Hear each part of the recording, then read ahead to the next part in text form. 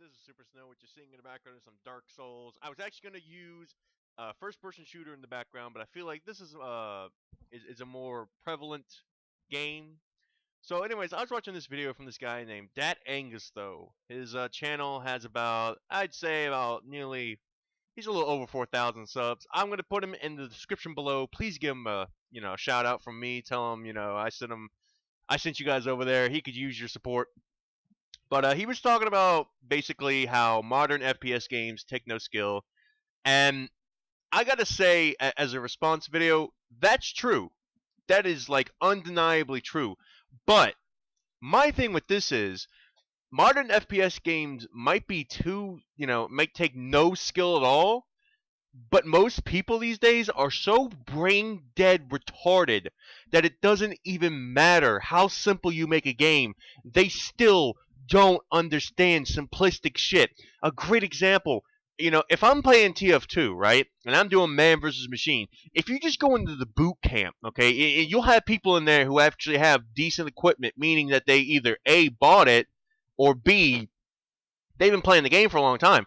You have people with decent equipment coming in there doing the most brain dead shit you've ever seen in your entire life. Or if you play just regular, TF2, you see people doing the dumbest of the dumb things. It is so fucking simple. This guy stated in this video, even like, he's usually in the top 5 of the leaderboards. He's this, that, and the other. I feel the same way. If I'm playing TF2, no matter what map I go on, if I stick with it for a couple minutes, I'm already halfway up the leaderboards. And I know points don't matter in Team Fortress 2, but at the very least, unless you've been in there for like hours and hours and hours on end, it proves that it doesn't take much skill these days. But then again, if you're fighting brain dead idiots, you have no challenge. The only games that actually breed challenge these days are games like Counter-Strike and all that stuff. But even then, you don't want to get in there because those people are actually so good, or they're hacking. It's like, do you want to fight people who are 5 times better than you because it's an extremely competitive game, or do you want to go play a game that has brain dead idiots in there and it's basically no fun after a while because there's no challenge? You know what I'm saying? Like, which one do you want to deal with? My thing is, I like to be in the middle. I play TF2 because there's at least a fine middle ground. You have the brand new people coming in all the time. You have the people like me who aren't that great but are still pretty decent at the game that have been putting hundreds of hours into it. And then you got the really good people that have been there since like the beta and shit, or like since like the orange box launched, or since the game itself launched. The people who have legitimate skill. You know what I'm saying? So there's always going to be a fine line, but then again, all that is thrown out of the fucking window. Just pick it up and throw it out the window when you throw in dumbass people, man. I get it.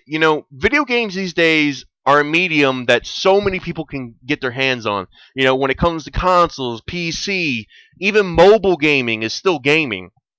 So you got all kinds of fresh new faces in here, and I get it. Not everybody's going to be good at video games.